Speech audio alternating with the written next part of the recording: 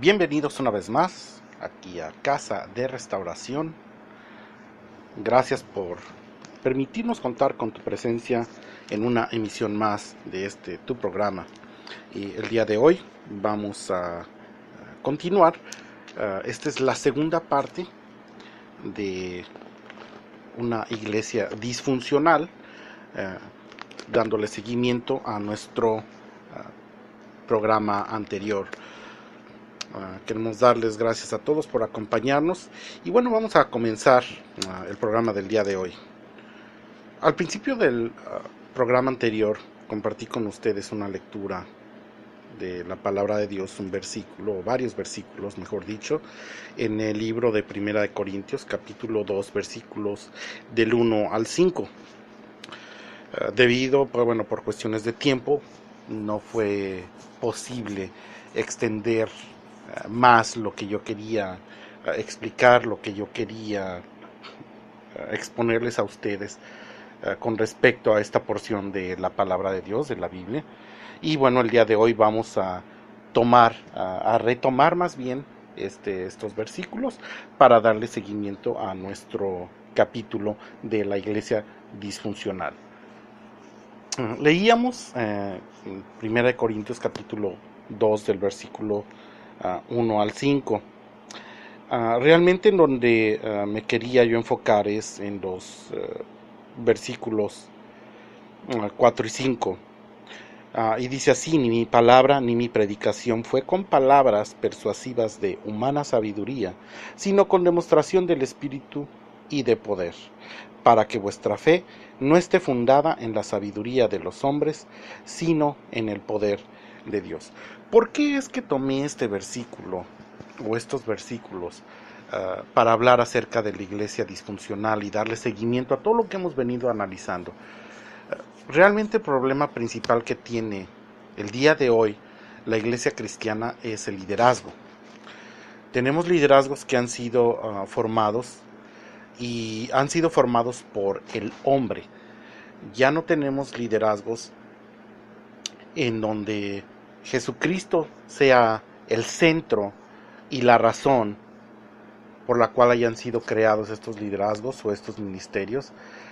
Tenemos muchos ministerios hoy a nivel internacional en todos los países del mundo, en donde estamos viendo cada vez más esta sintomatología, en donde los líderes religiosos toman ventaja o de alguna manera utilizan el evangelio para servir a un propósito personal, para satisfacer su propia agenda y no necesariamente para servirle a Jesucristo como obreros, no necesariamente para edificar a la iglesia de Cristo y mucho menos para predicar el evangelio.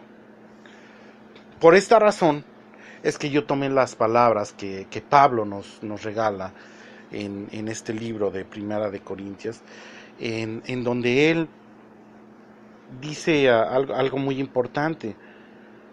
Él habla acerca de su predicación, de que la predicación que él traía para el pueblo de Corintios no era algo de sabiduría humana, sino él venía a hablar y dar testimonio de que su palabra no solo no venía de la sabiduría humana, sino que venía de lo alto, dando testimonio con demostraciones de poder y del Espíritu, o sea, del Espíritu Santo.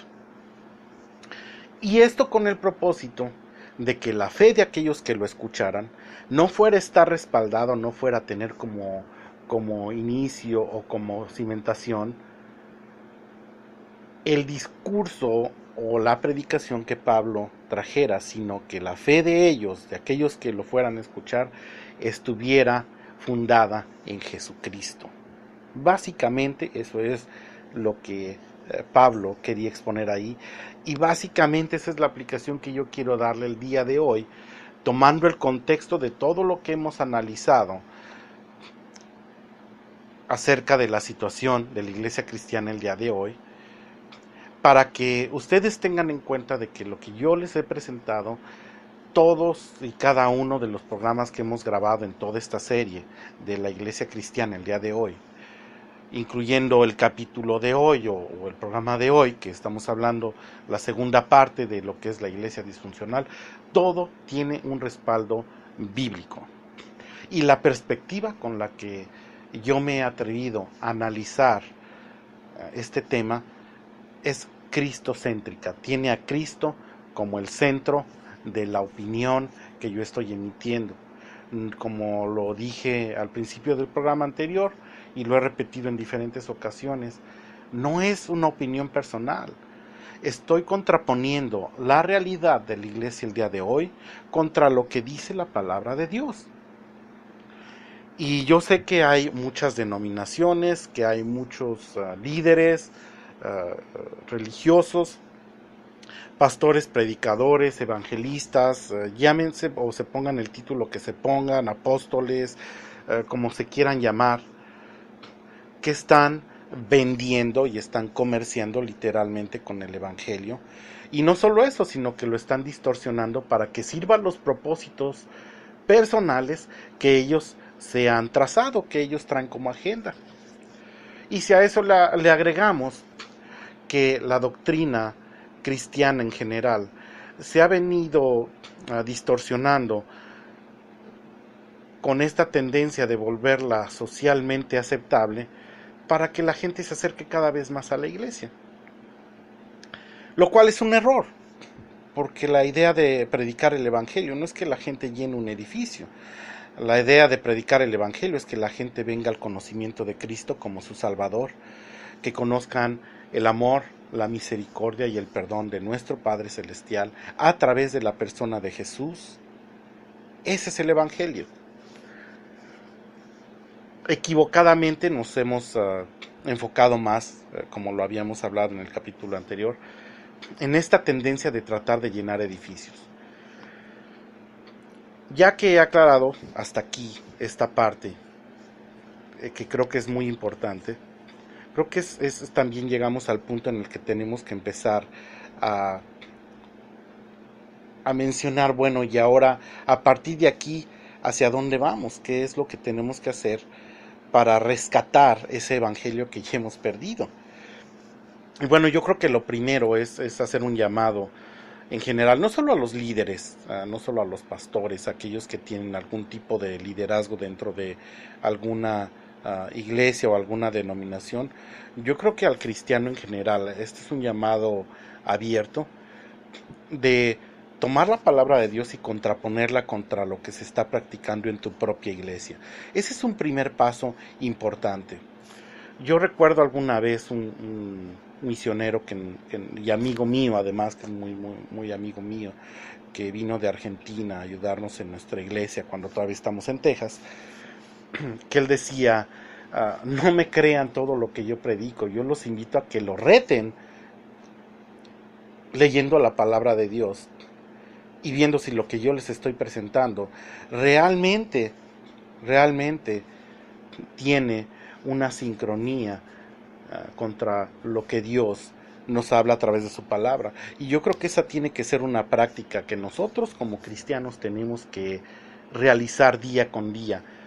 ¿Por qué nos conformamos en irnos a sentar en una banca, en una silla, escuchar lo que el pastor o lo que el predicador tenga que decir y conformarnos con aceptar su palabra como una verdad absoluta?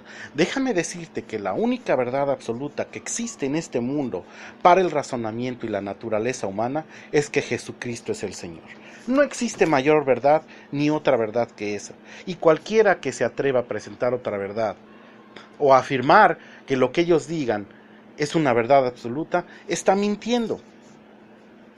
Tomando eso en cuenta, por eso creo que es importante que tomemos esa responsabilidad, que dejemos de ser pachones, que dejemos de ser mediocres y conformistas en nuestra vida espiritual y que indaguemos, que busquemos, que realmente tengamos una vocación y una necesidad de contraponer lo que está pasando en nuestras iglesias de manera local contra lo que dice la palabra de Dios.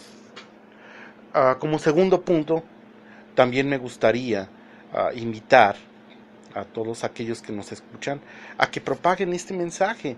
La iglesia, el día de hoy, la iglesia cristiana necesita una reforma, principalmente en 3 puntos principales: en rescatar la doctrina sana del Evangelio.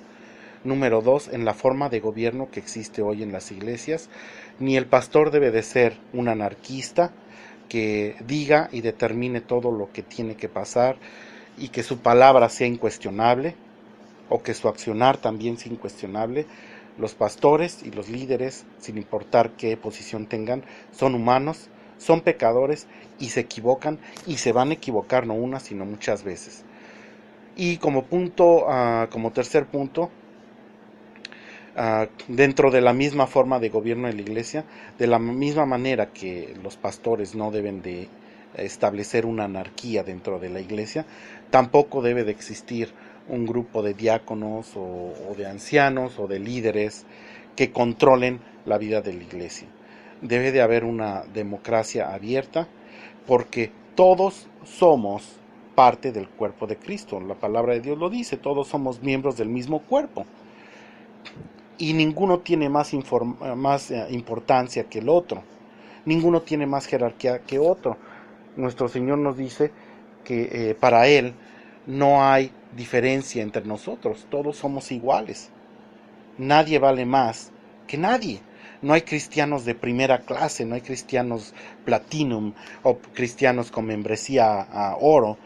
Todos somos hijos de Dios, y el Señor nos ve de la misma estatura a todos.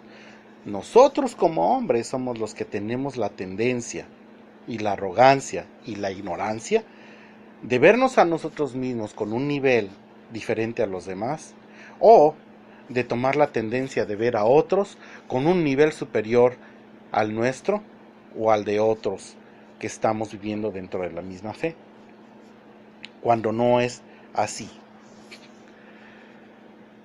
Esta es la propuesta: 3 puntos básicos: doctrina, y 2 puntos en cuanto a la forma de gobierno. ¿Por qué es importante que se rescate esto? Porque la misma doctrina nos va a llevar a generar una forma de gobierno, un modelo de gobierno, un modelo de organización que sea más sano y que sea más transparente.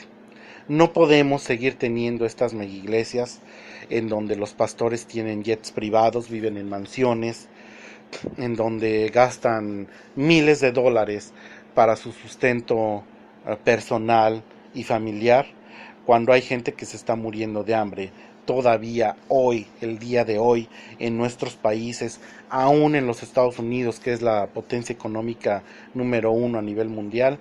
El hambre y la miseria sigue existiendo. Entonces no es posible, es una aberración contra el Evangelio y contra la Iglesia de Cristo que existan ministros que vivan de manera ostentosa.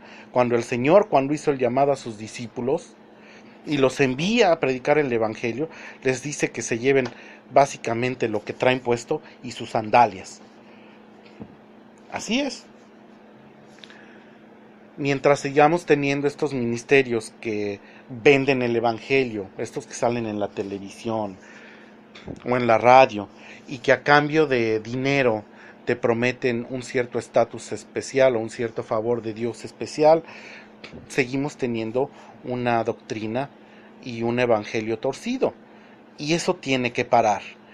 Y a quien le corresponde poner un alto es a nosotros, a quien le corresponde levantar la voz es a nosotros. Vamos a dejar de ser cómplices, porque si tú no levantas la voz y tú te callas, eres tan culpable como aquellos que están cometiendo estas aberraciones dentro de la iglesia cristiana. Como les dije, esto no es un llamado a la guerra, esto no es un llamado a levantar un juicio, a levantarnos en armas tampoco. Este es un llamado a la honestidad, a la paz, a buscar a Cristo en nuestras vidas y a llamar a todos aquellos que comparten nuestra fe a que busquemos y que ejercitemos la verdad en el nombre de Cristo Jesús. Bueno, pues una vez más se nos ha agotado el tiempo. yo quiero darte las gracias por acompañarnos y te pido que no dejes de darnos seguimiento, de seguirnos en estos programas, porque el programa que viene vamos a entrar todavía más a fondo, más a detalle en las acciones que sugerimos debemos de tomar. Gracias, hasta pronto y que Dios te bendiga.